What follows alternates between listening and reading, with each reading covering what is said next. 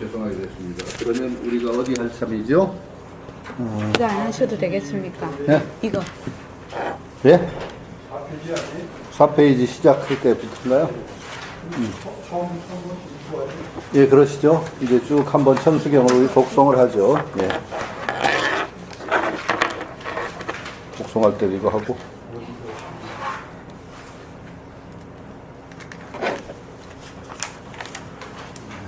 됩니까? 예.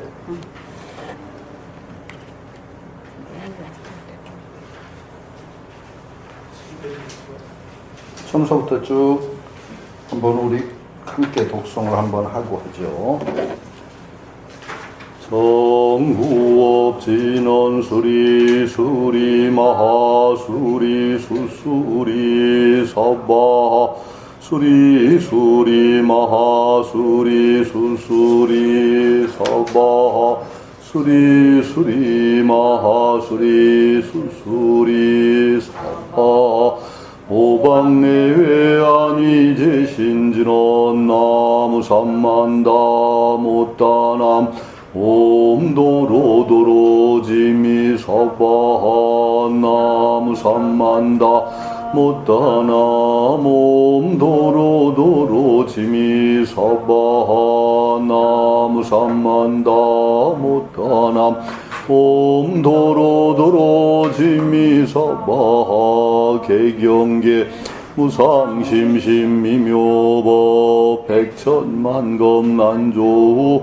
아금문견득수지원해열의 진실의 개법장진원 오마라나 마라다 오마라나 아라다 오마라나 마라다 천수천안 관자재 보살 광대원 우예대비심 계다라니 계청 기수관음 대비주 원력 공심 상호신 천비장엄 보지 천안광명변관조 진실어 중선미러 무의심 내기비심 송영만족 제이고 영사멸제 제제업 전룡중성동자호 백천삼매 도는수 수지신시광명당 수지심시신통장 세척진로 원제의 초정보리방편무 아금칭송석위의 소원종심 실원만 여기까지 하죠. 뭐 이제 다 하면은 시간 우리가 지금 배운 데까지 4개 했으니까 끝날 때 한번 다시 읽든지 하죠. 자, 그러면은 우리가 쭉 이제 관세음보살께 귀의하면서 우리 소원을 바라고 대달한 일을 청하기 전의 어떤 관세음보살에 대한 찬탄이 지금 이어지고 있는 겁니다. 그러니까 수지신시 광명당 수지심시 신통장 할 겁니다. 그러니까 수지신시 광명당 이 대달한 일을 받아 지니는 이내 몸이 광명의 깃발이 되고 이 대달한 일을 받아 지니는 이 몸이 신통의 창고가 된다. 장이라는 건 창고라는 뜻이죠. 곳간 창고. 그러니까 대달한 일을 받아들이면은 이 몸이 광명 깃발이 된다라는 것은 굉장히 이제 적극적인 사고의 전환입니다. 보통 우리 몸은 뭐라고 하죠? 불교에서 부정관이라든지 백골관 같은 거 얘기 들으셨죠? 이 몸을 어떻게 보라고 그래요? 부정관, 백골관 같은 데서는 똥오줌, 고름주머니가 가득 찬 가죽푸대 이렇게 보는 게죠. 가죽푸대. 그러니까 피와 그런 걸로 가득 찬 가죽푸대로 보라라는 거죠. 왜냐하면 그 백골, 어떤 때는 이 몸을 막 썩어 문드러진 건 백골과 같은 그런 걸로 보라는 건 왜 그렇죠? 이 몸에 대한 탐착을 벗어나기 위해서, 그걸 여의기 위해서 그런 관법을 시키는 경우가 있습니다. 부정관, 백골관. 근데 저는 참 소승이라든지 그런 데서 부정관, 백골관 시키는 걸 그거에 대해서 저는 개인적으로는 굉장히 못마땅하게 생각합니다.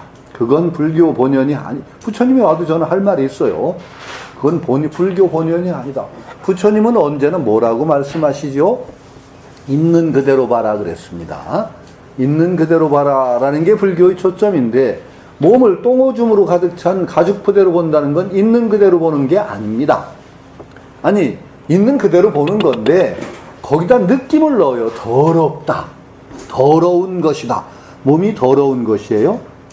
아닙니다. 그냥 몸은 몸입니다. 오히려 그렇게 보는 것보다는 적극적인, 이거 광명당 신통장으로 보는 게 오히려 낫단 말이죠. 왜냐하면 더럽다, 이렇게 느낌을 줘가지고 사실이 아닌 우리 느낌을 자꾸 붙이는 것이 불교의 본질이 아니라는 겁니다. 있는 그대로 봐야 되는데 우리가 있는 그대로 못 보죠.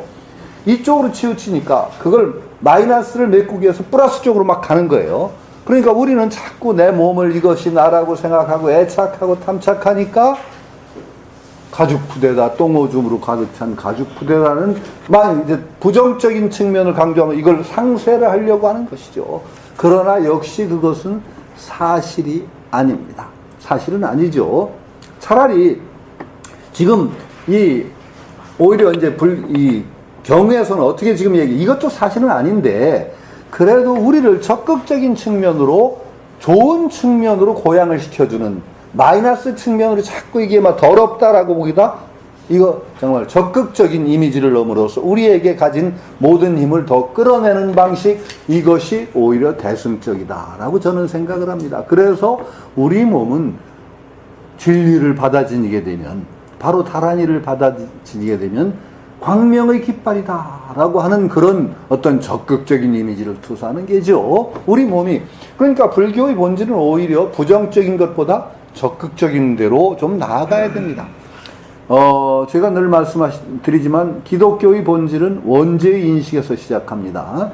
내가 죄를 지었다, 원죄가 있다라는 데서 출발한다면 불교는 언제나 어디서 출발하죠? 불성을 가진 존재다. 여기서 출발합니다. 깨달을 가능성이 있는 존재, 무한한 가능성의 존재라는 데서부터 불교가 출발한다고 할 때 자꾸 부정적인 이미지를 강조할 필요가 없습니다.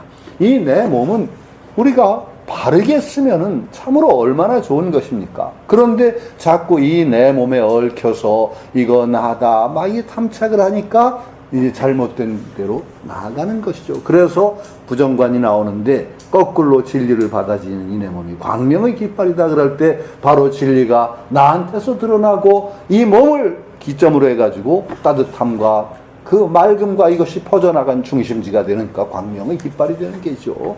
그리고 다란이를 받아지는 이 마음이 바로 신통의 창고다. 신통력의 창고. 맞죠? 그 신통력이 뭐라고 생각하세요?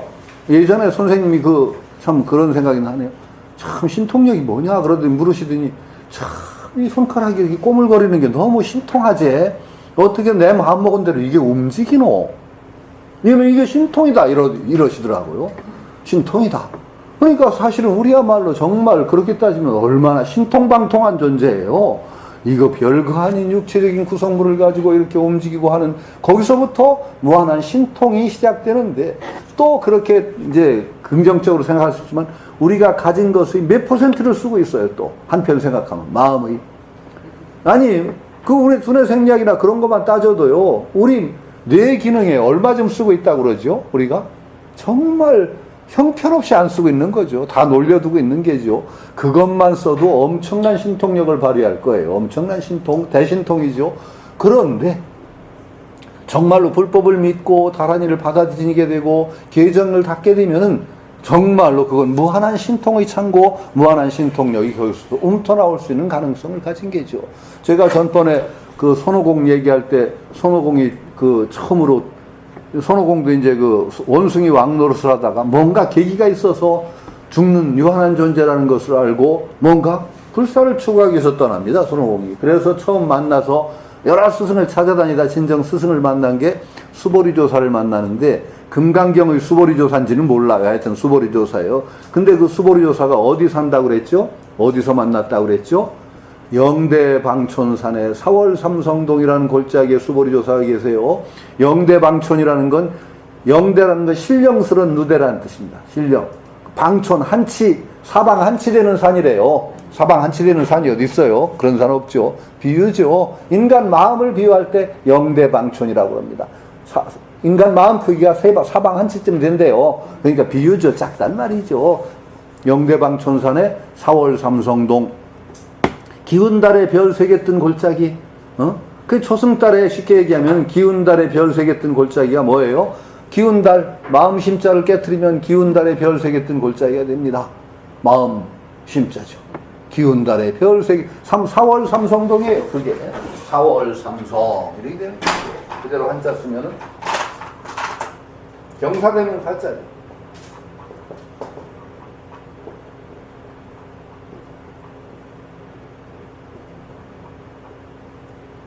이건 골짜기동이니까 4월 삼성동 이렇게 돼요.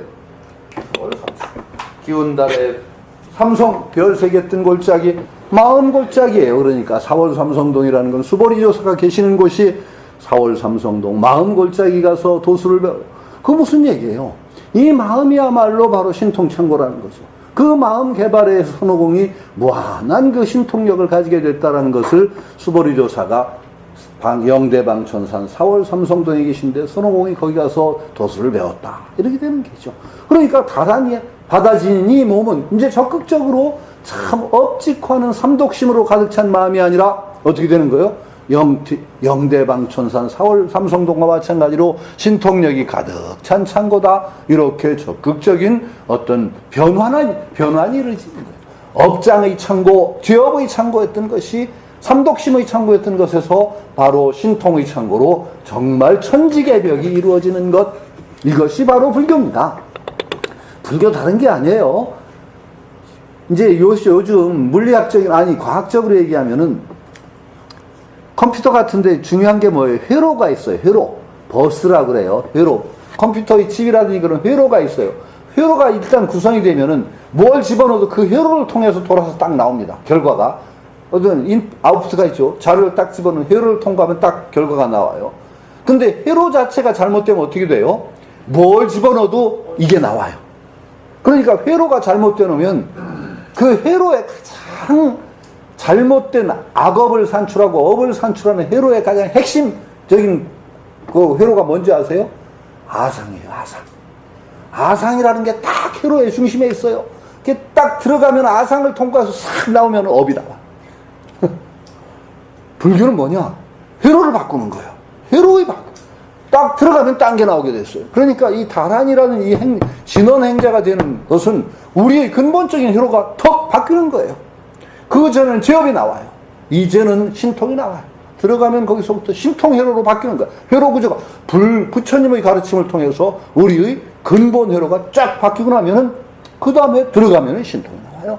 그러니까 이 불교를 배우게 된다는 건 회로를 바꾸는 거다. 깨달음이라는 건 뭐냐? 회로 바꾸는 거예요. 근본적으로 완전 회로가 바뀌면은 그게 바로 깨달음이라고 하는 게죠. 완전한 그건 혁명이에요. 그러니까 이렇게 신통장이 되고 광명당이 되는 회로 바꿈이 일어나야 된다는 거예요. 여기서부터 일어나는 거예요. 하나 회로 바꾸는 건요. 금방 표 안 나요. 늘 얘기하지만은 제자리에서 참 방향 트는 건데 확 틀고 나면은 그 자리 같지만은 그 다음부터 삶의 방향성이 다르고 나오는 결과가 다르기 때문에 무섭다는 거죠. 이게 바로 이제 그 광명동과 신통장이 되는 전환이 일어난다라는 거죠. 쇠척진로 원제의 초증보리 방편문. 그러니까 쇠척진로 원제의 진로라는 건 번뇌라는 뜻이고 재해라는 건 고통바다를 건넌단 말이에요. 진로라는 건 번뇌를 모조리 씻고. 그러니까 다란이 이유는 진원행자의 마음에는 번뇌가 붙지 않아요. 그 전에는 번뇌와 보리가 나눠진다고 생각하면 안 되죠. 벌써 번뇌와 보리를 둘러보는 사고방식, 이거부터 회로에서 깨져야 돼요. 회로의 가장 이제 아상이라고 그랬죠. 회로의 핵심적인 회로가 아상이라면은, 그 회로 구조의 가장 특징이, 번뇌를 산출하는 회로 구조의 근본 특징은 뭐냐? 비연기적인 사고방식. 연기적이 아니라 모든 것들을 연기로 보지 못하는 사고방식, 번뇌 산출의 근본 회로예요. 구조예요. 그러면은 이제 연기라고 하는 걸 너무 어렵게 보지 마세요. 상대적인 것을 고정화시키는 것이 연기적이 아닌 거예요. 그러면은 번뇌와 보리를 딱 둘로 나눴다. 연기적이 아니에요. 연기적이에요. 나와 부처를, 중생과 부처를 딱 둘로 나눴다. 연기적 아니에요. 그러면 진로, 진로는 번뇌라는 뜻이에요. 번뇌와 보리가 둘이 아니라는, 말하자면 여기 회로의 혁명이 일어났어요. 구조가 일어나. 그러니까 거기서 바로 번뇌가 씻어져요. 재앙도 거기서 떨어져요. 그러니까 고통바다를 건너는 근본적인 변화가 다란이, 진원행자, 다란이를 받아들이는 진원행자의 마음에서 이미 일어났다라고 했어요. 할 수 있어요. 그러니까 바로 세척, 진로, 원제, 초증, 보리방, 변문. 초증이라는 것은 뛰어서 얻는다는 뜻이에요. 증은 증득한다, 깨닫는다는 뜻이에요. 보리방편문이라는 건 깨달음의 방편문이라는 뜻이에요. 보리는 깨달음의 방편문을 그냥 어떻게 얻느냐? 차근차근 오늘 하나 있고 내일 둘 얻고 그러는 게 아니에요. 어떻게 하느냐? 뛰어넘어 얻는다는 거예요. 한 번에 얻어요. 자, 이제 여러분들은 대승의 가장 중요한 점, 한 번 뛰어 부처 땅에 들어간다. 이 마음을 가지셔야 돼요. 한 번 뛰어 들어가는 거지 두 번 뛰고 하루 계단 밟아서 가는 거 아니에요.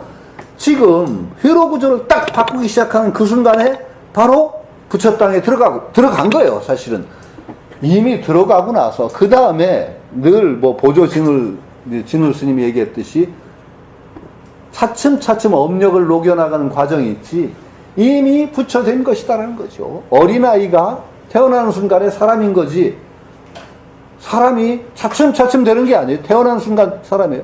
어린아이가 금방 어른처럼 뛰고 뭐 힘을 쓸 수 없을 뿐이지 사람이면 분명하다는 거죠. 그러니까 우리가 부처님 가르침을 바로 믿어서 연기에 눈을 뜨고 아상을 딱 벗어나는, 그 아상의 벗어나는 사고방식으로 딱 전환하는 순간에 우리는 이미 부처 땅에 들어왔다라고 말하는 건데, 그 다음에 어떤 과정이 있어요. 그런데 그 과정을 지금 한국 불교에도 여러 가지 이제 공부 방법이 있어요. 그래서 혹시 이제 그 소승적인 어떤 여러 방편문과 쭉 단계 하는 게 있어요. 그래서 청정도론이라든지 뭐 이런 거 있습니다. 어떤 단계를 얼마 수행을 해서 그 다음 단계 가고 그 경지를, 그래도 뭐 쉽게 얘기해서 사양사과가 있고 아라한에 가는 건데 뭐 아나함으로 가서 척척척 이렇게 가기도 하고, 그 다음에 얼마나 십신 이렇게 쫙 가가지고 부처 등강 묘각까지 가려면 몇 겁 걸려야 돼요? 몇 겁? 하여튼 엄청나요. 우리가 겁이라고 하는 것만 해도 끔찍한데 그 겁이 아승지겁이 걸릴 거예요. 아승지겁이 걸려요. 그런데 저는 이제 여기에서도 그런 청정도론이라든지 그런 걸 공부하고 차근차근 한 단계씩 수행해가지고 가야 된다는 그 공부 굉장히 중시합니다. 그런데 한편으로 거기에 매달리면 우리 중간에 가다 다 고꾸라져서 못 갈 것 같아요. 못 갈 것 같아요. 정말 그래서 꼼꼼하게 단계를 얘기하고 뭐 그러는데, 근본 자세는 저는 어디에 있다고 생각하느냐? 한 번 뛰어 부처 땅에 들어간다는 그 마음이 저는 근본 자세라고 생각해요. 그리고 그 다음에 차근차근 단계 밟음이라는 것은 단지 우리가 설정한 단계예요. 그리고 10겁, 몇십 겁이라고 해도 그거 시간이라는 게 원래 실체가 있어요, 없어요? 저는 없다고 봐요. 그럼 우리가 글을 그냥 문자와 그걸 둘로 보면 안 돼요. 의상조사 법성계 뭐라고 나왔어요? 일념즉시 무량겁이고, 무량원급 즉 일념이라고 그랬어요. 일념이에요, 일념. 무량원급이 즉 일념인 거예요. 자, 꿈에서 참 수십 년 세월을 살았는데 그 시간은 어디 있던가요? 자, 우리가 여기 계신 분들은 적어도 몇십 년은 다 사는 것 같은데 그 시간 뒤에 줄줄 다 끌고 다니셔요? 얼마나 무거우셔요? 없습니다. 눈 감으면, 그러니까 갑자기 유행가 가사가 생각나네. 조용필의 큐라는 유행가에 아주 진실이 있더라고. 사랑 눈 감으면 모를, 돌아서면 잊으리, 눈 감으면 모르리 하는데, 눈 감고 돌아서면 잊을 수 있는 거와 마찬가지로 사실은 눈 깜빡할 사이에 무량겁이 지나기도 하고 그러는 거죠. 그런 얘기가 무수히 많습니다. 조신의 꿈 같은 것도 있잖아요. 한평생을 절에서 땡 하고 종치는 사이에 스님이 엎드려서 잠깐 조는 사이에 한평생을 살잖아요. 한평생을 사는데 꿈 깨고 나니까 종소리 여운이 안 끝났어요. 땡 하는 종소리가 아직 안 끝났는데 그 사이에 한평생을 살았어요. 그래가지고 그 꿈이 너무너무 역력해가지고, 그래가지고 한평생 살면서 애도 낳고 애가 죽어서 파묻기도 하고 그랬단 말이죠. 그래서 애 파묻은 데 가잖아요. 진짜. 역력한 꿈이니까. 그래서 거기서 돌부처를 찾아낸 그런 그 이야기가 있습니다. 근데 결국 마찬가지일게요. 우리가 참 선생님이 계속 썼다가 지우셨는데, 그 몽답청산 신말리 무진풍월 침동이라 꿈속의 청산을 신말리를 밟았는데 끊임없는 다함없는 풍월이 백엔머리에 불갔더라. 그래 백엔머리로 옮기지 않고 신말리 청산을 밟기도 하고 한평생 살 수 있. 그런데 그게 단순히 그런 개성이 아니라 우리가 사는 시간이라는 관념이 그렇다는 거예요. 시간이라는 관념 자체가 그렇게 객관적으로 딱 정해진 게 있는 게 아니에요. 하루살이는 아마 그 생각을 한다면 하루를 인간의 평생처럼 나눠 살 거예요. 그렇죠? 인간의 한 평생. 그런데 뭐 불경에 수도 없이 나오잖아요. 수명이 뭐 몇 겁인 그런 동네가 있대요. 수명이 몇 겁인 동네가 있대요. 그러면 우주가 한번 생성됐다 소멸되는 시간을 사는 중생들이 사는 세계예요. 근데 거기 깨달은 세계 아니거든요.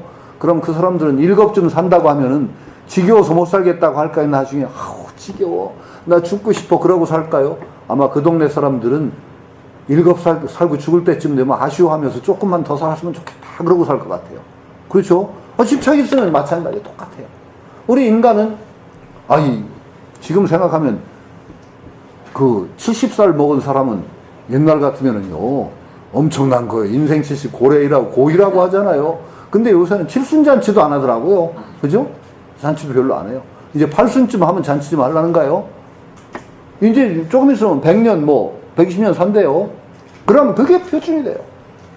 시간의 길이와 짧은 거라는 건 굉장히 우리 관념에 있어요. 하루살이는 하루를 아마 우리 인간 60년처럼 살지도 모르겠고. 그러니까 마찬가지예요. 시간이라는 걸 그렇게 실체화하면 안 돼요. 공간도 실체화하면 안 되는데 하물며 시간도 관념이란 말이죠. 우리가 방향 딱 정하고 가면 도착한 거예요. 방향 올바로 정하고 가잖아요. 간 거예요. 그러니까 모두 수기 받은 거죠. 우리가 부처님 깨달음의 방향을 지향하고 노력을 기울이는 순간에 우리는 간 거예요. 그러니까 그걸 아득하다고 생각할 필요가 없단 말이죠. 소정머리 띄어서 얻는 거예요. 아금칭송석이 소원종심 실원만. 내가 지금 보살님을 칭송하고 찬탄하면서 귀할 것을 소원하오니. 서귀라는 것은 거기에 귀할 것을 소원한단 말이죠. 맹수하면서 귀하오니. 소원 내가 바라는 것이 종심 마음대로 원만하게 이루어지소서. 종심이라는 건 마음 따라 실로 다 실자예요.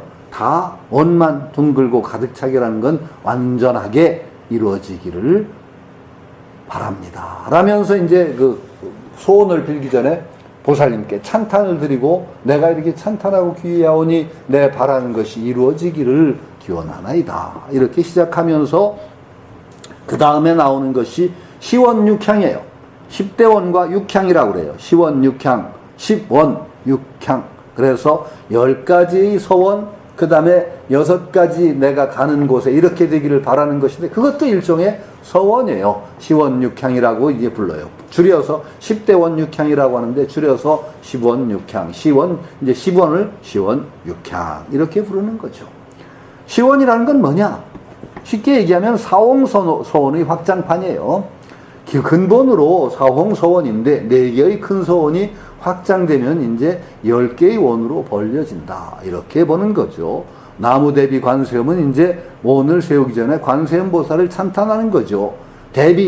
대자대비하신 관세음 보살에게 귀하오니 첫 번째 원하 속지 일체법 내가 바라건대 내가 속지 빨리 알게 하소서. 일체법을 빨리 알게 하소서. 알려지이다. 이렇게 얘기하죠. 모든 법이라는 건 여기서는 진리라는 뜻입니다. 법이라는 문자처럼 어려운 문자가 불교에 없어요. 제법 무아라고 할 때 법은 무슨 뜻이에요?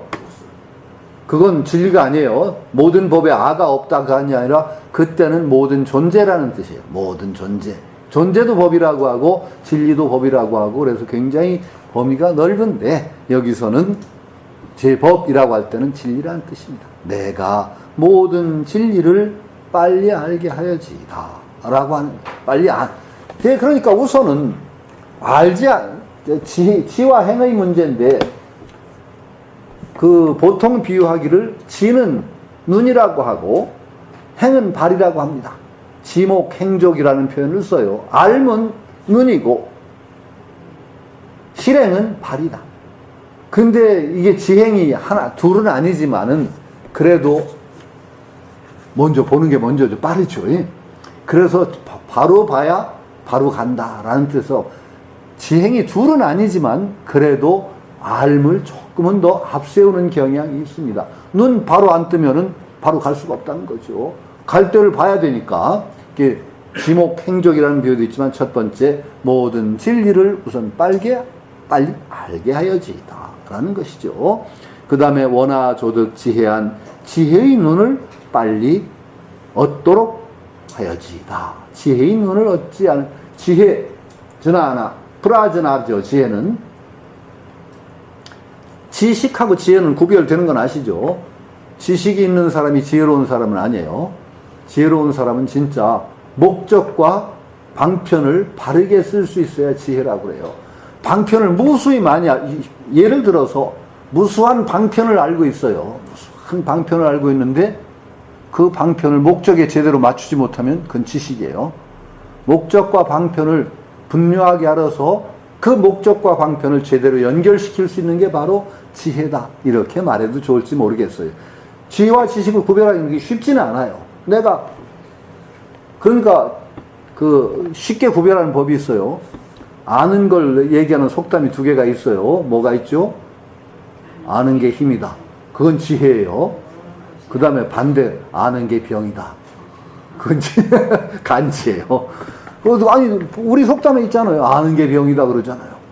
그건 아는 것과 달라요. 아는 게 힘이 되는 경우가 지혜예요. 아는 게 병이 되는 경우가 잘못하면 마른 지혜가 되는 거예요. 아는 게 병인 암도 굉장히 많아요. 그래서 저는 아는 게 병이라고 하지는 않지만은 제가 이제 쓸데없는 잡지식이 좀 많아요. 잡학이라고 하는데. 저희 어머니가 가끔가다 그랬어요. 너는 아는 게 많아서 먹고 싶은 것도 많겠다. 맨날 우리 어머니 핀잔 줄 때 그랬어요. 아는 게 많아서 먹고 싶은 것도 많다. 그렇게 되면 어떻게 되느냐? 아는 게 많으면 자꾸 분별이 많아서 먹고 싶은 게 많으면 욕망이 끌어요. 그건 병이 돼요. 그러니까 그건 좋은 건 아니에요. 그러니까 아는 거를 얘기할 때 아는 게 힘이 되는 경우가 있고 아는 게 병이 되는 경우도 있어요. 근데 진짜 지혜라는 건 아는 게 힘이 되는 경우. 아는 것이 나의 올바른 목표를 알고 있지 않으면은 목표를 몰라요. 내가 어디로 가야 될지를 모르면 이 아는 게 쓸데가 없어. 그게 제대로 우리가 궁극적인 지향점을 발휘해야 돼요. 지혜가 생기려면은 첫째 어떻게 해야 되느냐? 아니 정말로 목표를 모르고 나쁜 쪽에 자꾸 목표를 가진 놈이 아는 게 많으면 어떻게 돼요? 그건 정말 병이지. 아는 게 많을수록 나쁘지 더 많이 하거든요. 가장 중요한 게 뭐냐? 지향점을 발휘하래. 우리가 갈아야 될 곳이 어딘가를 바로 아는 것이 지혜의 출발이에요. 그러니까 불교적 부처님 법으로 얘기하면 내가 지향하는 깨달음, 정말 열반, 이 추구가 반드시 설 때 비로소 그거 지혜가 서요. 그 다음에 수많은 방편이 올바르게 쓰여요. 내가 가는 곳이 어디다, 가야 할 곳이 어디라는 것을 바르게 이것이 지혜의 출발점. 지혜안이라는 건 바로 그거예요. 첫 번째 떠야 되는 게 뭐냐? 내가 가야 될 곳, 지향할 곳을 분명히 아는 그 눈이 뜨여야지 지혜의 눈이 뜨이고, 그 다음에 그것만 가지고 안 돼요. 갈 곳을 분명히 알아야 되는데 올바른 방편을 가지지 못하면 또 못 가요. 그래서 갈 곳을 분명히 알고 그 다음에 그것에 어떻게 가야 되는가 방법을 아는 눈이 또 있어야 돼요. 그래서 목적과 방편이 올바르게 연결될 때 비로소 그게 지혜롭다, 이렇게 얘기가 되는 거죠. 지혜안을 뜬다는 것은 바로 목적을 알고 거기에 올바른 방편을 아는 것, 이것이 바로 지혜안을 뜨는 것이죠. 그 다음에 나무대비 관세음 원하속도 일체 중 내가 모든 중생을 빨리 제도하여지이다 라는 것이죠. 이거는 속도일체 중이라는 거, 이거 굉장히 중요한 것이, 자 여러분들, 그냥 깨닫기만 하면 모든 지혜가 다 나오고 자비가 다 나올 것 같아요? 안 나올 것 같아요? 그냥 깨닫기만 하면 다 되잖아. 뭐 지와 자비가 깨달으면 다 나올 텐데 저는 그렇게 안 봐요. 원인 없는 결과가 없어요. 자비가 서원이 되지 아니하면 쉽게 깨달아도 자비가 잘 안 나오는 것 같아요. 한국 스님들 자비심이 없어요. 저는 정말로 이게 큰 문제가 한국 불교의 지혜와 자비가 어디 갔어요? 지혜와 자비는요, 뭐예요? 한국 불교의 난 고승대덕들의 지혜도 못 보고 자비도 못 보게 해서 제가 외람된 말씀인데 좀 과감하게 말씀드릴게요. 어떤 고승대덕이라고 하는 분이 내가 들어도 가슴 칠 그 참 터무니없는 소리를 통통 해대면은 그건 정말로 지혜 없다고 저는 생각해요. 지혜가 따로 있는 게 아니라 우리가 살아가는 이 세상에 괴로움을 없애는 방편을 바르게 알고 제시해줘야 지혜로운 거예요. 근데 택도 없는 소리만 탱탱하면 그거 참 희한한 법력이 있어서 지혜롭다고 할까요? 뭐라고 할까요? 저는 아니라고 봐요. 지혜 없어요. 그러면은 이 시대의 문제가 뭔가를 바르게 알고 그 시대의 괴로움을 해결하기 위한 방편을 제시해주고 이게 지혜로운 건데 한국 불교의 지혜가 안 나와요. 두 번째, 자비도 없어요.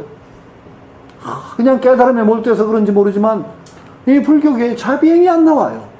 지혜와 자비가 없는 종교가 어떻게 불교예요? 저는 왜 그렇다고 생각하냐? 수행 초기부터 잘못했다고 생각해요. 서원을 잘못 세우고 저는 시작했다고 보는 거예요. 사홍서원이 바르게 서야 되거든요. 사홍서원은 지혜와 자비입니다. 지혜와 자비에 대한 올바른 서원이 서야 결과로서 불교도 그렇게 있는 거예요.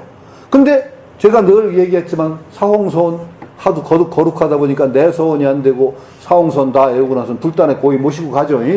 더러운 세상에 사홍선 끌고 나가면 안 된다고 생각해서 고이 모시고 가서 세속생활 할 때는 그냥 불교 부처님 생각 안 하고 살아요. 서원이 자기 삶을 이끌어가지 않아요.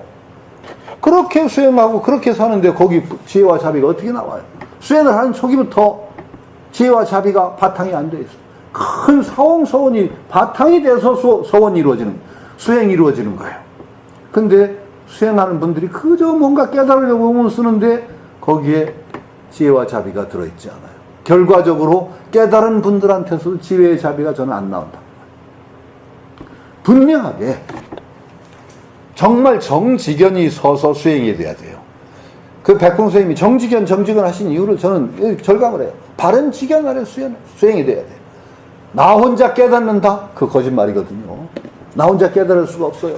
어떻게 연기적인데 나 혼자 깨달아요? 중생을 배제하고 나 혼자 깨달아요? 안 된다고 봐요. 중생과 내가 둘이 아니라는 연기적인 입장이 바로 설 때 그게 깨달음의 원동력이 돼요. 그렇게 수행을 해야 결과로서 자비가 나와요. 그런데 정직연이 안 서 있어요. 수행하는 거 보면 그저 그냥 뭐 깨달음 한 구멍만 뚫으면 모든 게 해결될 것처럼 생각을 해요. 그게 모든 것을 해결하는 신통방통한 절대 묘약이 깨달음 아닙니다. 부처님 화성대 팔동도 보면은요, 팔정도 보세요. 삶 전체를 통해서 괴로움을 떠나는 거예요. 바른 말, 바른 행동, 바른 직업, 바른 정진, 모든 것을 통해서 마지막에 정진을 통해서 깨닫는 과정을 부처님이 얘기했지. 모든 거 필요 없다. 한 구멍 깨닫기만 하면 된다. 부처님이 그렇게 말씀하셨어요?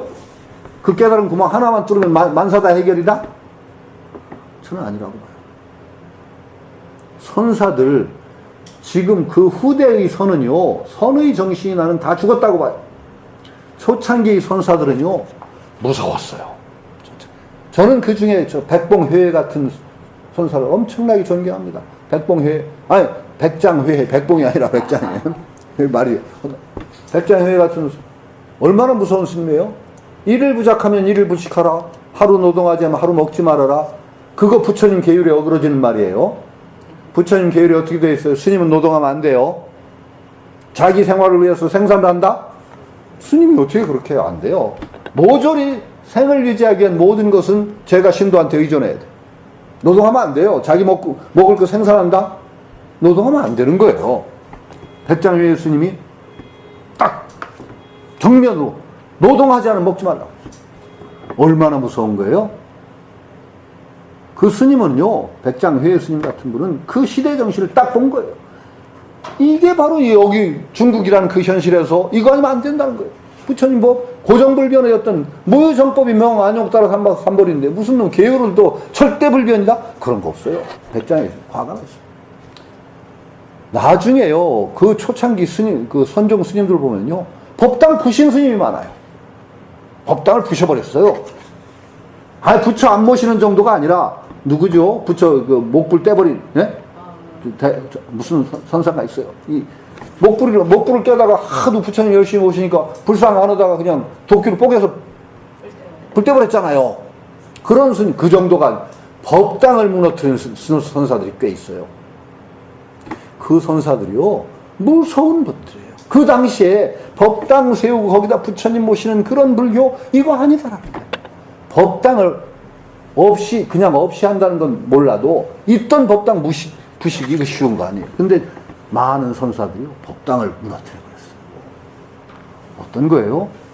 나는 그분들을 정말 부처님 깨달음에 추천해서 그 당시에 불교가 살 길을 올바로 제시하기 위해서 정말 몸을 바쳐 나신 분들이거든요. 여기가 바로 불교예요. 깨달음이 땅이에요. 그 땅에 설 때 이 현실의 문제가 정말 바르게 보이기 시작하는 거예요.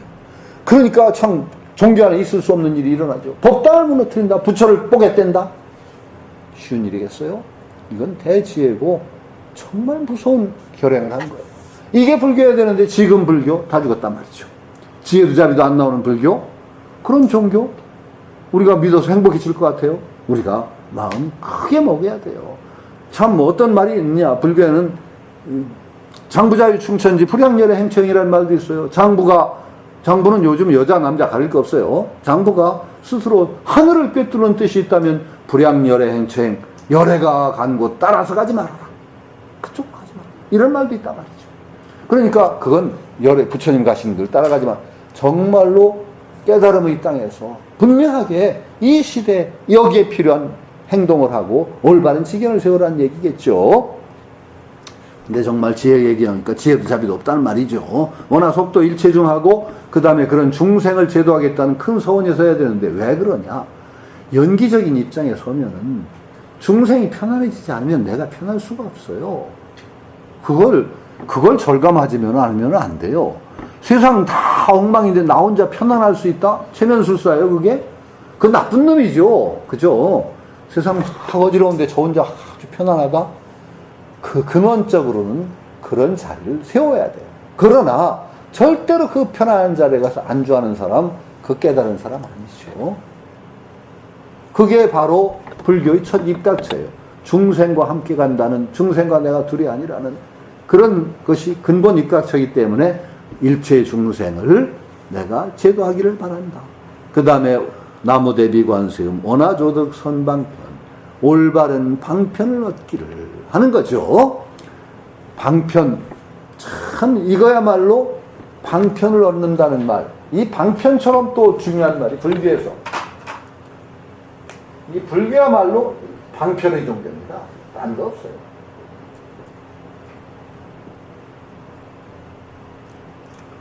부처님 근본 성격이, 불교는 방편설이라는 거, 이거에 입각했어야 돼요. 부처님이 스스로 말씀하셨죠. 방편이다. 뗏목과 같다. 방편이다.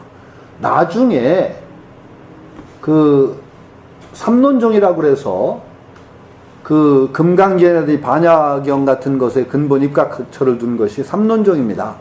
삼론종이 뭐냐면은 논 3개죠. 중론, 백론, 12문론이라고 해서 용수보살이 진 논을 근본 소위경전으로 하는데, 중론, 백론이라는 게 전부 그 계통이 공사상을 중심으로 하고, 공과 반야, 중도사, 이것을 핵심으로 하는 것이 삼론종입니다. 중도사상. 반야심경 같은 것이 사실은 삼론종에 가장 가까운 경전이죠. 그런데 삼론종에서 가장 문제가 되는 게, 삼론종에서는 이제사상, 성제와 속제를 하죠. 이제라고.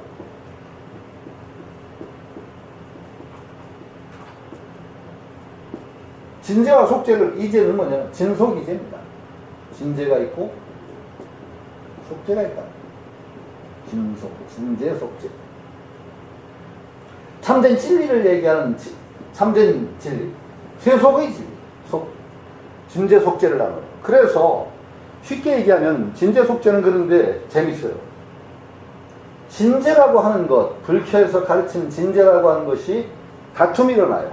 그것을 진제가 이 경자입니다. 경자가. 경지라고 할 때 경자. 글자가 좀 이상하게 이렇게 하죠. 경리냐, 방편이냐를 두고 불교에서 싸움이라고 하고요. 요 두 개의 논지. 경리냐, 방편이냐. 예를 들어서 이게 경리냐 이렇게 얘기할 수 있어. 부처님이 무하다, 아가 없다 그랬어요. 무하다. 그렇죠. 내가 없다 그랬잖아요.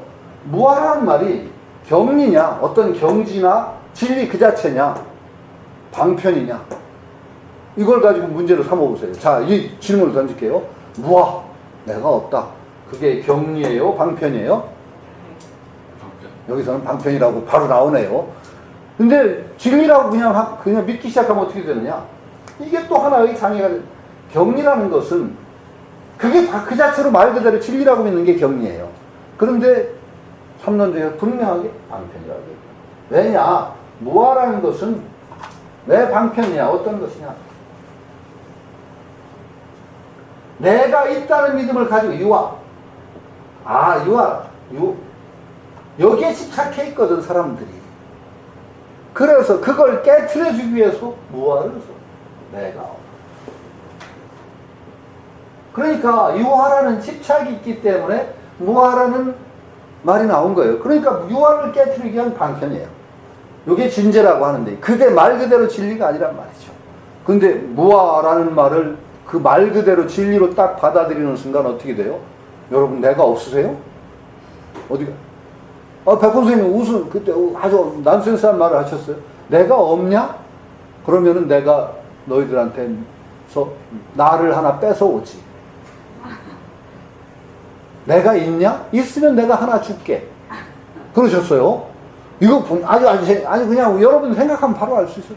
없니? 없으면 내가 없는 나를 뺏어온대요. 없는데 어떻게 또 뺏어가? 있니? 그래도 있는데 하나 준대, 그러면. 그게 그 말이거든요. 없다라는 말에 딱 매달리면 어떻게 되느냐? 왜 내가 없어? 이렇게 있는데. 그쵸? 그러니까 뺏어온단 말이에요.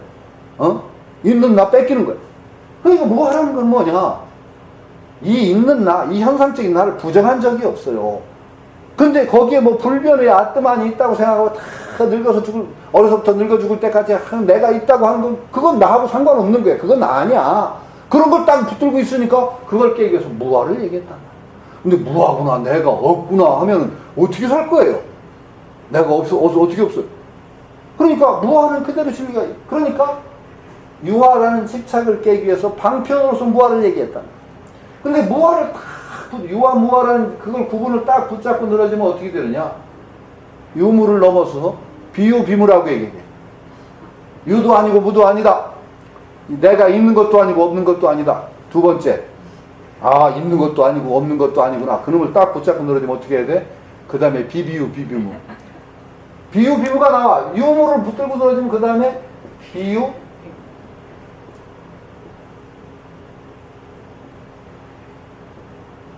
이런 말이 나와요. 불교에는 비유비무가 있어요. 근데 비유비무구나. 이것도 또 이제 진리라고 믿어. 이놈을 딱 붙들고 그 다음에 하나 더 겹쳐. 비비무 나와. 비가 이제 두 개 겹쳐. 두 개 겹치면 삭제가 될까요? 마이너스가 두 개 수학에 겹치면 비비유?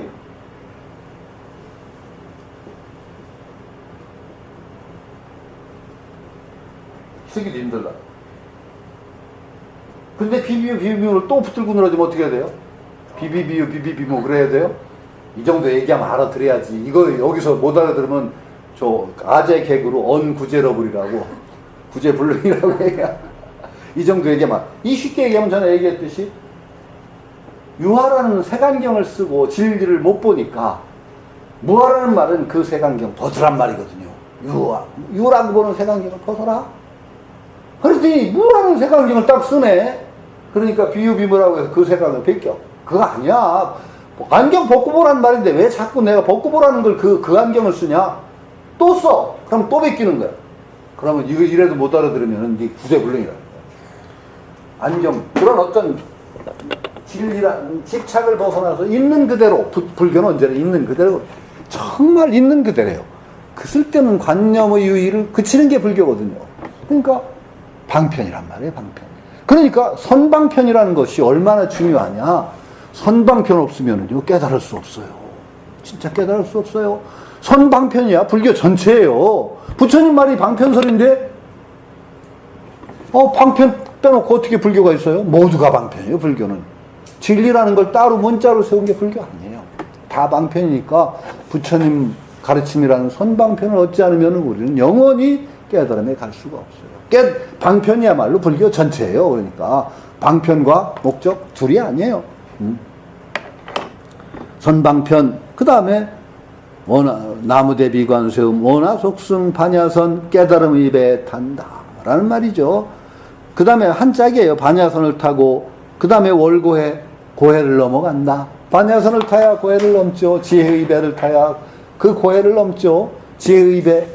바로 선방편의 목적에 알맞는 선방편을 얻고 우리가 목적을 분명히 하고 그 다음에 거기에 대한 올바른 방편을 얻으면 바로 그게 지혜예요. 지혜의 눈을 뜨죠. 그러니까 그 반야선이라는, 반야는 뭐예요? 프라즈나, 범어로 얘기하면 프라즈나를 음역해서 반야 이렇게 한 거죠. 프라즈나. 즈나가 지인데 프라즈나라고 하는 건 단순한 알미 아니라 정말 목적에 관계된 알을 프라즈나라고 합니다. 그런데 프라즈나, 반야라고 하는 건 뭐냐? 새로운 눈이 뜨이는 게 아니에요. 지혜를 자꾸 착각을 해요. 프라즈나라는 건 어떤 초월적인 어떤 이런 비슷한 느낌이 들어서 그래 자꾸 뭔가 새로운 어떤 신통한 눈이 뜨이는 것 같은데 그게 아니고 반야는요 색안경 벗는 게 지혜예요. 색안경을 써서 실상을 자꾸 왜곡하고 있거든 우리가. 지혜라는 건 뭐냐? 그 색안경 벗는 게 바로 지혜예요.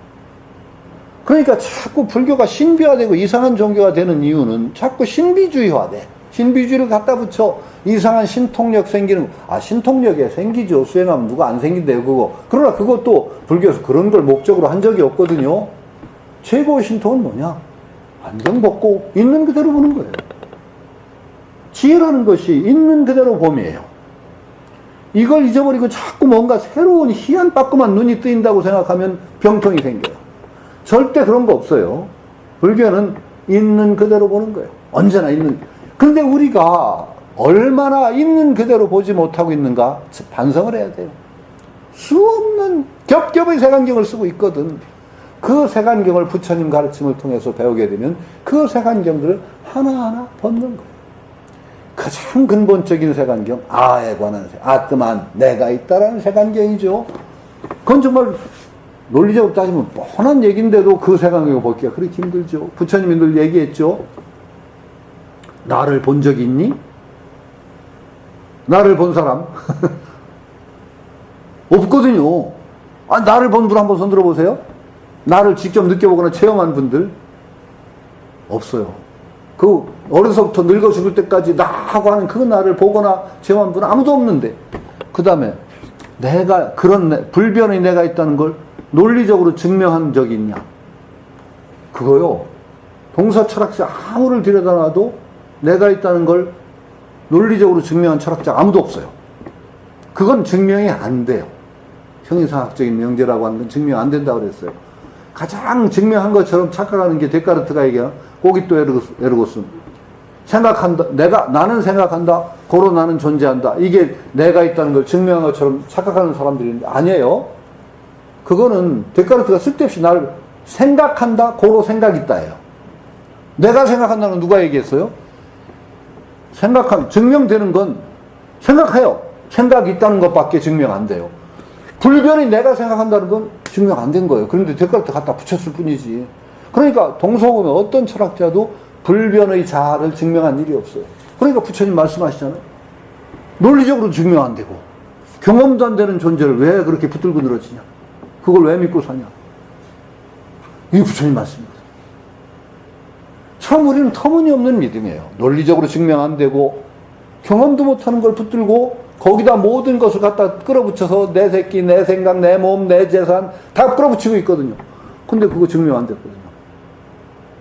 이거에 대한 미망, 이것이 근본 미망이 되고 아까 얘기한 대로 우리가 업을 산출하는 회로 구조의 핵심이란 말이죠.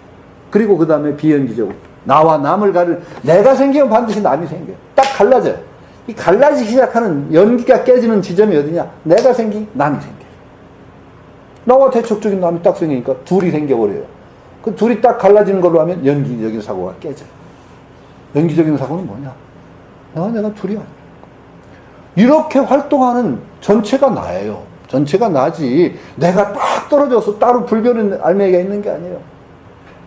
그러니까 늘 제가 이제 참선에도 병이 참선하면 이제 우리 갑자기 또 헤매니즘으로 가면은요, 한국 불교에 많은 병통이요, 화두 잘못 들어 생깁니다. 그 잘못 든 화두의 대표적인 화두가 뭔지 아세요? 제가 보기에는 시신마예요. 이목고예요.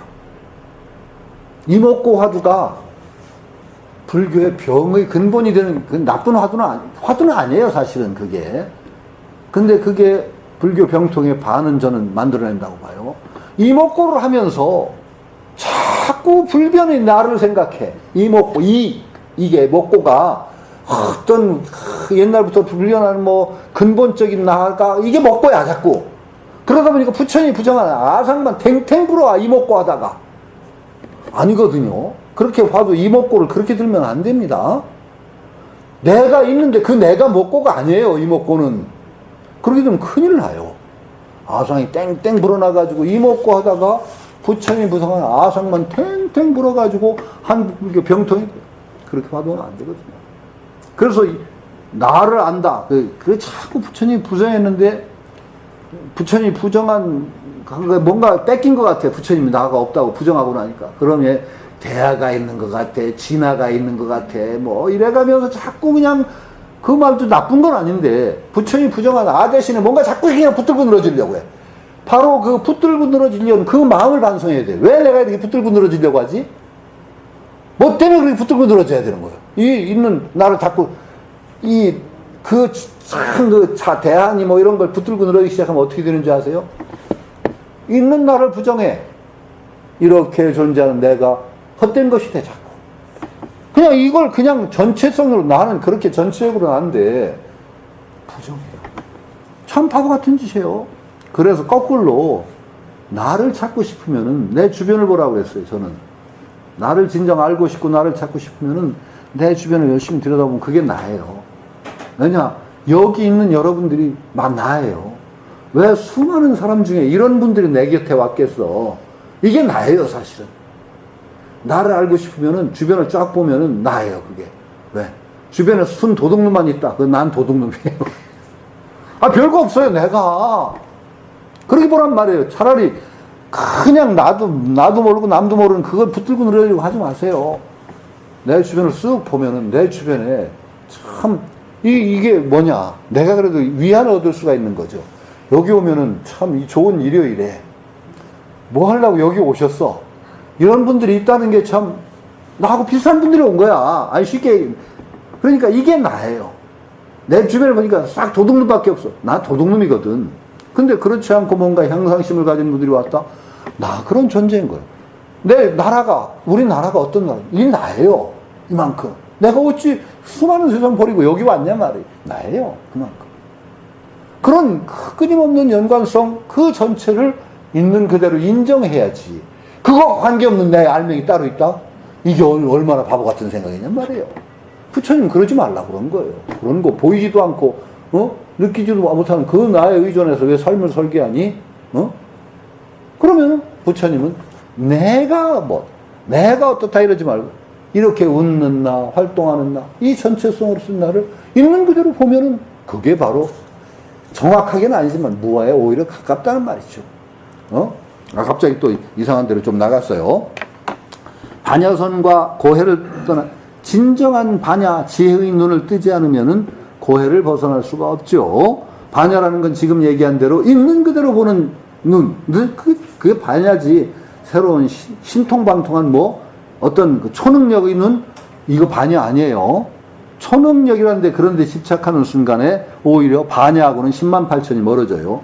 계속 내가 가진 선입견이에요. 편견들 이거 벗는 게 반야라고 생각하시면은 바로 그 순간 괴로움이 줄어야 돼요. 계속 제가 말씀드리는 게 불교를 믿는 순간에 괴로움이 줄어야 돼요. 어제까지 괴롭던 것이 오늘 덜 괴로워져야 돼요.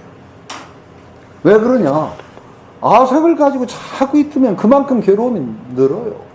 아상이 떨어지는 그날부터 괴로움이 줄어요.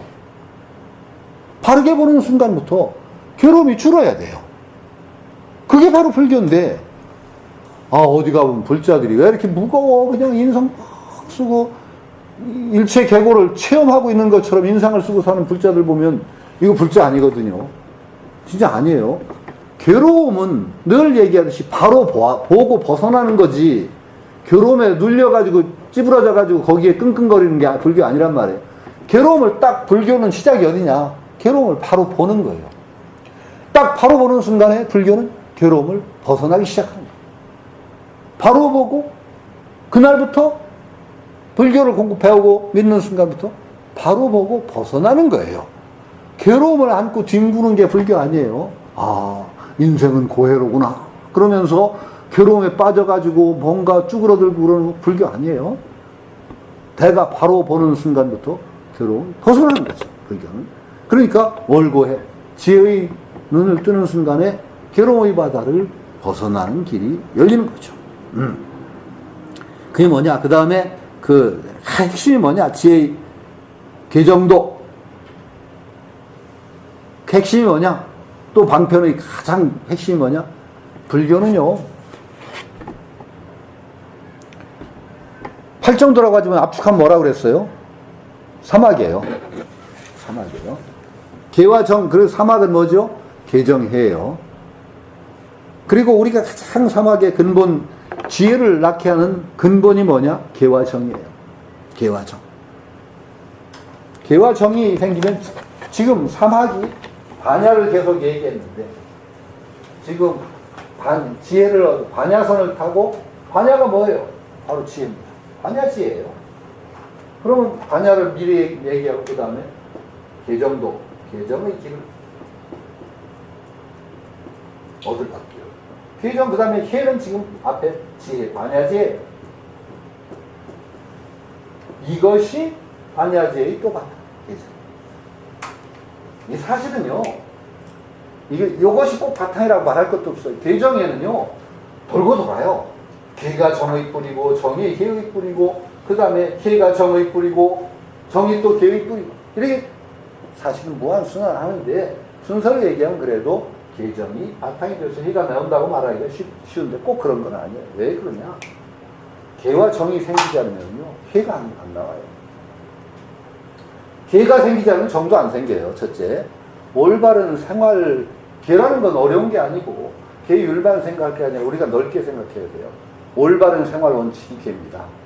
올바른 삶의 원칙, 생활의 원칙이 개입니다. 올바른 생활 원칙이 없는데 마음이 차분하고 집중할까요? 안 될까요? 절대 안 됩니다. 누구는 뭐 우스개, 한국에 선종의 병폐 중에 하나가 계율을 좀 등한시한다는 병폐가 있다고 그때 그 불교 평론에 어떤 학자가 썼죠. 그 책임이 조금은 경허 스님한테 있는 거, 경허 스님에게 원인 좀 있는 것 같다고 글을 썼다가 난리 난 거 아시죠? 그래가지고 불교 평론 해관했었잖아요. 아니 진짜요. 그 학자가 썼어요. 경허 스님이 한국 선조의 중흥조예요. 그 공원이 있지만은 경허 스님이 행실이 쉽게 이렇게 개판했어요. 주색을 막 그냥 전혀 가리지 않았어. 실제로 그래요. 술 마시는 거하고 여자 같은 거. 그래가지고 오히려 한국 불교의 계율 같은 것을 중시하지 않은 풍토가 경허 스님부터 나왔다. 이렇게 글을 썼죠. 근데 그게 경허 스님의 문중이 어디예요? 수덕사거든요. 수덕사 문중에서 난리가 났어. 수덕사 방장이 용서할 수 없다. 그래가지고 막 불교 평론을 둘이 쳤어. 막. 그냥 막 가만 안 두겠다. 근데 이거 지금 오현 스님이 불교 평론에 저 백담사 해주신 오현 스님이 그 단수가 높은 분이거든요. 굉장히 단수가 높은 분. 그래? 그 불교풍은 폐간할게. 폐간해버렸어요. 그러지 않아도 막 수석사 문중에서 널 떠들썩 하니까 난리가 났어. 이게 말하자면 언론에 대한 탄압이냐, 아니냐. 그래도 그 불교 평론이 너무 심했다. 어떤 스님들. 경허스, 그 한국 불교의 그 중흥조인 경허스님은 그렇게 함부로 얘기하는 거 아니다. 일변에서는. 한편에서 그래도 학자가 그 말도 못하냐. 언론, 그런 식으로 다 다니면 언론 탄압이다. 이거 막 난리가 나는데 하도 시끄럽다 그러니까 폐가 안 그래 버렸어. 이게 그러니까 수석사 문중에서 이렇게 된 거야. 우리는 폐간까지는 안 바른 거야. 사실은 좀 그래가지고 적당히 사과받고 끝내려고 했는데, 폐간 이래 보니까 이게 이제 또 수석사 문중에서 멍 뜬 거예요. 사실은 그 문제가 막 시끄럽게 되니까 저한테도 그 언론계에서 전화가 왔더라고요. 어떻게 생각하냐, 이 문제를. 참 두 쪽 다 싸우지 않을 것 가지고 싸우는 것 같다. 그 첫 번째, 폐간 선언을 하고 나서야. 그래가지고, 그래서, 어떤 가게방에 물건을 좀 자기하고 좀 자기 뜻에 안 맞는 물건 갖다 놨다고 그래서 가게 문 닫으라고 설치는 사람도 좀 이상하고. 그렇다고 몇 사람이 그 물건 마음에 안 든다고 가게 문 닫으라고 했다고 가게 문 닫는 가게 주인도 이상하고. 나 둘 다 이상한 사람들 같다. 그럴 일이 아니다. 그 얘기 나올 수 있는데, 거기에 대해서 이의가 있으면은 또 그 언론을 통해서 바로 잡든지 그런 절차를 받지 않고 근본적으로 막 폐간하라고 공격하는 그것도 참 이상하고. 그렇다고 해서 폐간한 건 더 이상하다. 참 이상한 결과다. 그랬더니 사실은 멍 떠가지고 다시 복간했습니다. 그게 복간이 된 게 아마 오현순이 폐간하는 바람에 복간이 된 것 같아. 그러지 않으면 한참 시끄럽고 더 오래 끌었을 텐데, 폐간선을 턱 해버리니까 오히려 수석사 문중도 그렇게까지 바른 건 아닌데 이렇게 되다 어떻게 하다 보니까 다시 복간이 됐어요. 지금 불교풍은 잘 나오고 있습니다. 그런데요, 사실은 전 분명히 문제가 있었다고 보죠. 있는 건 인정해야죠. 그 불교의 근본적인 계율이 막 주색막을 가리지 않는 게 잘했다고 할 수 없는 거잖아요. 경원 스님도 그거 인정한 측면이 있고, 그건 뭐 인정해야 됩니다. 이게 우리나라 한국 불교의 선수들이 바르게 반성하고 경월 스님의 한 예로 우리가 좀 줄이고 그 계율을 중시해야 되는데, 한국 불교 계율이 없어요. 스님들이 대만에 가면은요, 스님들이 계율을 안 지킬래 안 지킬 수가 없어요. 가게에서 안 줘요. 고기 들은 거 안 줘요, 스님들한테. 그러고 스님들이 그런 거 먹었다가는요, 당장 난리 나요. 비판을 받죠. 근데 우리 스님들은 그 의식이 없는 게 아마도 영향이 없다고 말할 수가 없어요. 여러분, 우리 어릴 때도, 대전에서 할 때, 어디 절 스님들이 나가는 마을 어귀 스님들이, 나갈 때, 스님들이 외출하면 마을 어귀에서 주민들이, 어디 가세요? 그러면, 안과 가? 그러면 그건 영화 보러 가시는 날이라고 하더라고요. 근데 그것까지는 괜찮아요. 치과 가? 그러면 갈비 뜯는 날이란 말이죠. 말이 되냐고, 이게. 안 되죠. 차라리 계율은 저는 바꿔야 된다고 주장하는 거죠. 계율 바꿔야 됩니다. 못 지키는 계율은 바꿔야 됩니다. 그래서 제일 원흉은 부름주계라고 제가 계속 지적하죠. 부름주계는 지킬 수가 없어요. 어디 갔다가 제가 부름주계를 잘 지키시는다고 자신하는 분하고 손 들어보랬더니 고소가 손을 들더라고요. 진짜세요? 내가 그랬더니 저는 체질적으로 술을 못 마셔요. 부름주계를 지키라고 하면은요, 생활에 지장이 많아요. 이 세속 생활의 성공에 아주 지장이 많아서 회사 생활하는 사람이 부름주계를 철저히 지켜보세요. 그럼 진짜 그거 힘들어져요. 부름주계는요, 진짜 우리가 맘먹고 지키면 못 지킬 건 아닌데, 정말 부름주계 지키려면 너무너무 이 세속 생활이 힘들어져요. 그걸 불교에서 강요한다? 저는 안 된다고 봐요. 그래서 저는 계속 주장하죠. 마약하지 말라고 바꾸자. 아까 백장회의처럼, 스님처럼 말이죠. 그런 어떤 현실적으로 개에 반하는 청규를 제시한 분들, 왜 우리가 못해요? 그럼 이게 마약하지 말라고 하면 구속성이 있어요. 그래서 계율이 바로 살아야 우리 불교가 삶을 이끌어가는 종교가 됩니다. 우리 삶을 이끌어가지 않고 계율이 없으면은요, 우리 삶을 이끌어갈 길이 없네요. 이거 안 됩니다. 계율이 살아나야 됩니다. 그래서 우리 삶을 지도하는 삶의 원칙이 불교에서 나와야 됩니다. 그 부름주계는 저는 마약하지 말라고 바꾸자. 저는 계속 주장합니다. 부처님 야단쳐도 주장할 거예요. 이거 부처님 말이지. 그거 부처님 부름주게 그 부처님 말씀이라고 고집하다가 불교 망하는 게 옳겠습니까? 아니 그러고 현실적으로 우리 삶을 이끌어가지 못하는 계율이 그냥 하나 계율 권위가 그러지만 나머지 계율 다 그러죠. 권위가 떨어져 버려요. 그럼 지킬 의욕이 안 생겨. 그럼 불교 망하는 거예요. 우리 삶을 이끌어가지 않는 종교가 어떻게 바른 종교일 수가 있냐 말이죠. 저는 과감하게 마약하지 말라고 바꾸고 나머지 계율도 지키도록 노력을 해요. 올바른 삶의 원칙으로. 그렇지 않는 한은 불교가 저는 가망 없다고 봐요. 계율한 게 없는 종교가 어떻게 현실을 이끌어갑니까? 안 되죠. 그러니까 계가 바로 서야, 그래서 삶의 원칙이 올바로 서야 행동이 흐트러지면 마음 흐트러지는 거예요. 행동이 흐트러지면 어떻게 마음만 뭐 청정하고 바르게 돼. 그거 비현기적이에요. 그런 식으로 생각한다는 건 아주 비합리적이에요. 그 올바른 삶의 원칙을 지킴으로써 내 삶에 마음이 차분하고 집중된 마음이 가지죠. 차분하고 집중된 마음이 없는데 어떻게 지혜가 생겨요? 그건 비율하기를 뭐라고 얘기하느냐? 아, 물이 출렁거리는데 어떻게 거기 상이 바로 비치냐? 상이 지혜라고 볼 때 물이 맑고 가라앉아 있어야 올바른 영상이 비치듯이 정이거든요. 이게 정이 생겨야 바로 지혜가 생긴다. 이렇게 말할 수가 있죠. 그러니까 계정이 바로 서야 지혜도 나옵니다. 계정의 길을 얻지 않으면은 우리가 해탈할 수가 없다는 게죠. 그런데 마찬가지로 거꾸로도 성립한다는 걸 늘 얘기하죠. 지혜가 서지 않으면 계정도 안 서요. 지혜가 바로 서야 정이 이루어져요. 정말 그 무서운 거예요. 지혜가 없는 사람은 쓸데없는 일에 마음의 파도가 일어요. 그렇죠? 파도 일지 않을 때 막 마음이 흔들려서 부대껴요. 정이 안 생겨요. 무상이라는 부처님 가르침을 무상하다, 바로 아는 거 지혜예요, 아니에요? 지혜예요. 무상이라는 지혜로 무상이라는 걸 바로 아는 눈이 뜨인 사람은, 지혜 안을 뜬 사람은 쓸데없는 내 마음의 파도가 일지를 않아요. 무상하니까. 근데 무상을 모르는 사람은, 무상의 진리를 알지 못하면 조금만 부딪혀도 막 마음이 그냥 널뛰기를 하고 파도가 일어요. 그러니까 지혜가 바로 또 정의 바탕이 돼요. 그러니까 어느 것이 앞이다라고 말할 수 있는 건 아닌데, 그래도 기본적으로 우리 삶에서 계와 정이 바탕이 되는 것이 우선이라고 봐요. 계 정도를 얻어야 돼요. 그 다음에 원적산이라고 하는 건 비유예요. 적이라는 건 기본적으로 뭡니까?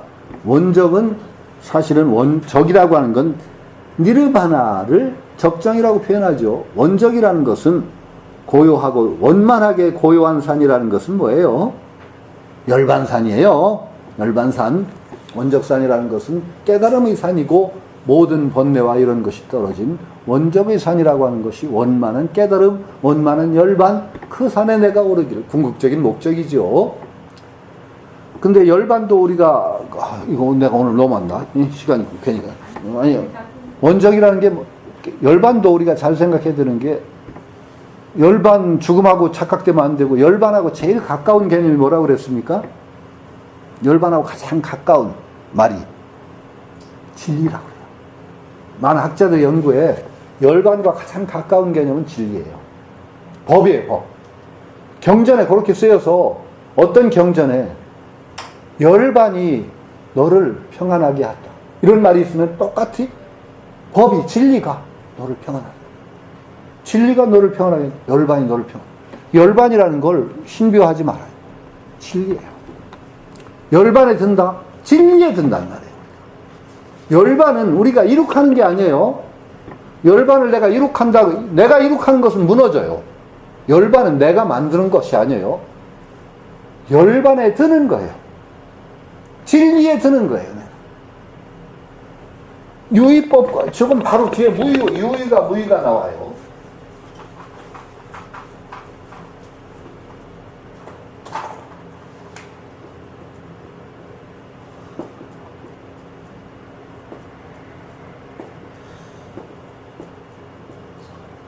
유의무의가 있는데 여러 가지 특징이 있지만, 유의법은 반드시 생멸이에요.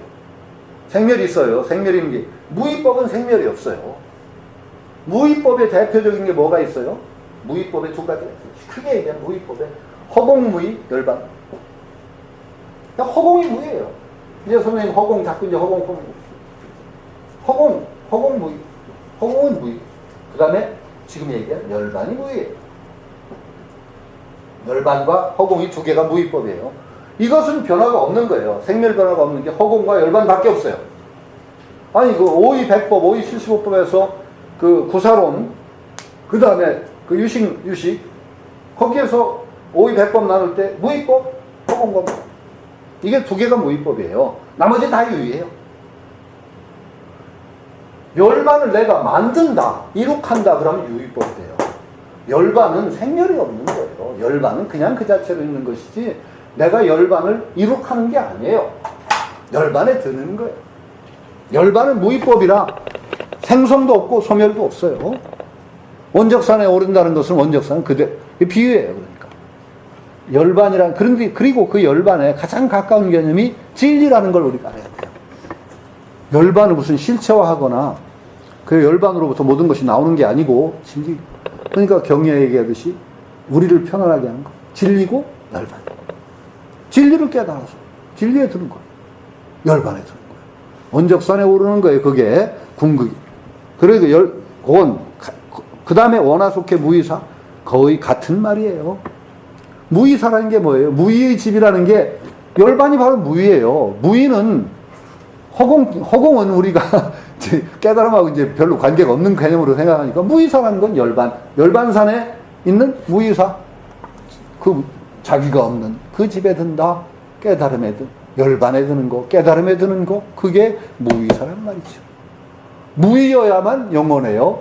우리가 유기법은 들락날락하는 거 깨달았다 도로 무기된다 그러면 안 돼요.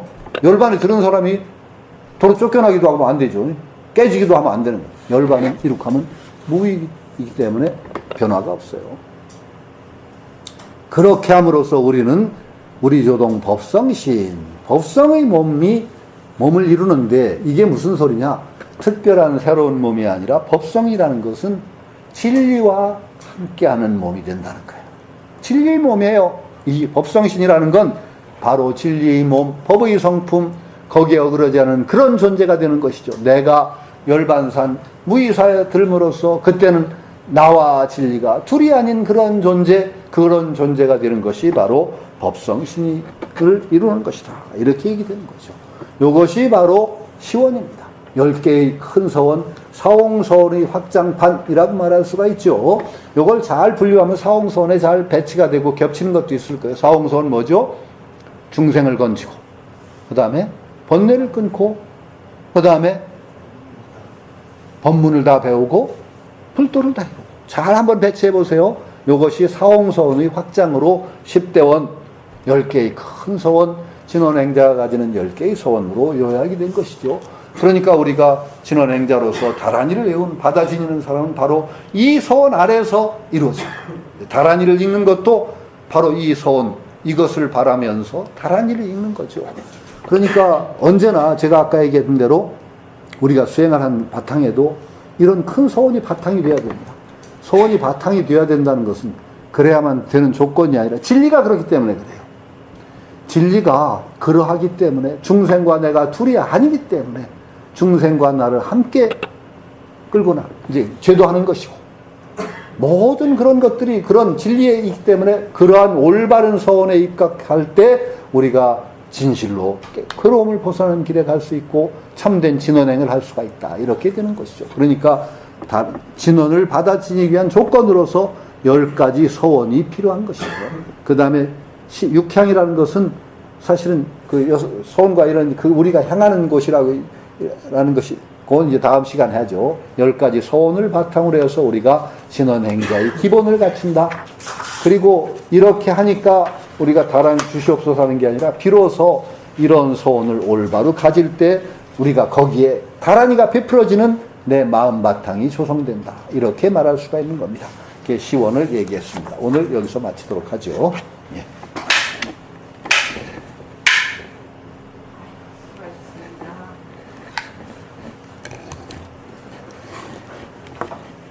물 좀 드시죠.